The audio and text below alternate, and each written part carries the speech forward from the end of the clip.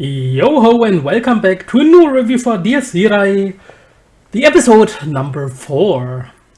And boy, a gentleman has left the field.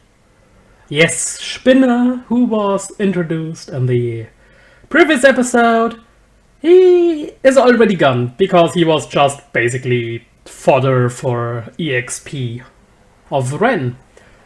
But Spinner at one side can be pretty creepy, but on the other side I'm just sad that the special dialogue that was in the visual novel was cut out, and man, that dialogue was fun.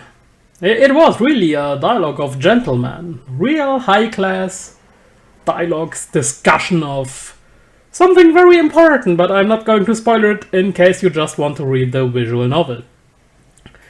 But yeah, in this episode we learn a bit more about the Longinus Dreizehn, why they are there, and we also learned that, well, they are not in the same lineup as they were in the beginning.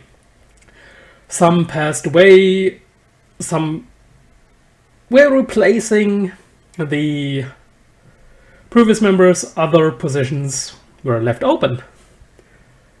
And it's really nice to see that we get in the animator a bit more information on this, and also how the entire superpower thing works.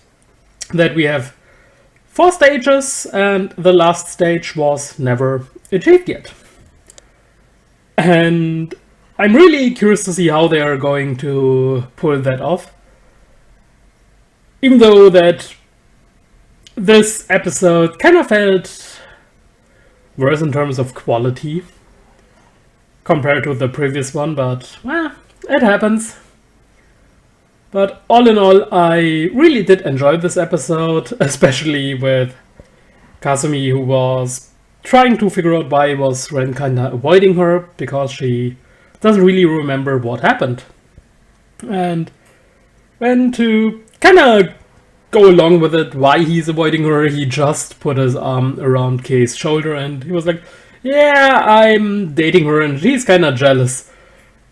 It was a really fun scene. Kasumi was really surprised by this because she believed it.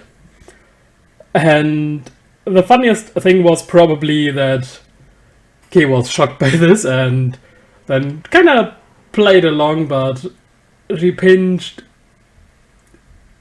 Ren's ass for this quite hard because she's strong as hell, as we saw as well. And by the end of it, Kasumi was kinda, at least it seemed that she was kidnapped, her phone was taken, and yeah, Ren got a call, there was a voice that sounded like Kasumi, he went there, and he had to encounter and face off against Spinner.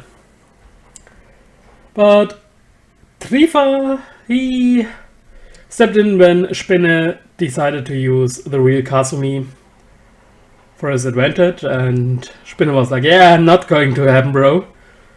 And yeah, with this they used Spinner to activate that swastika, which is also not really explained at this point yet, but it will come, don't worry. But what I really liked was that we got not only the thing with the superpowers of the different formations, but also how is it possible for them, or for these people, to be that strong.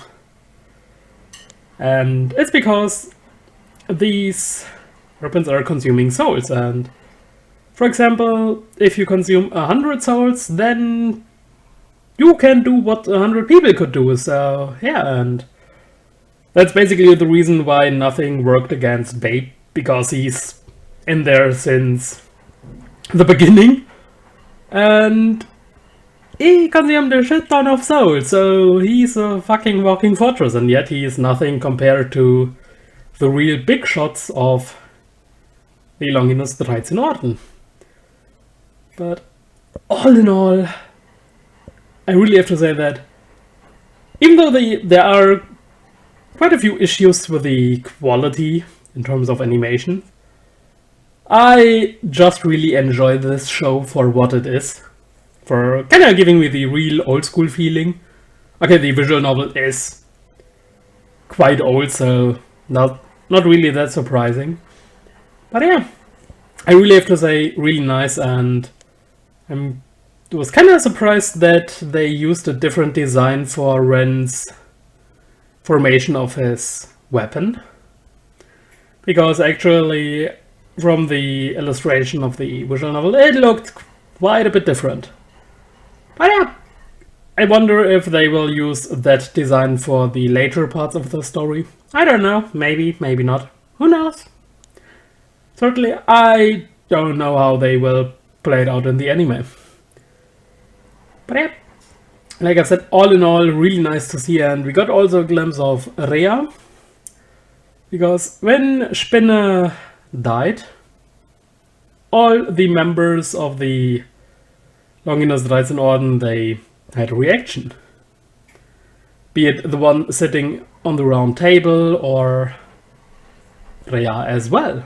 And so it's not really surprising because she's there with the priest, and yeah, nothing that surprising because, like I said, this story is going along with the foreknowledge thing, and basically everything that is revealed is like, okay.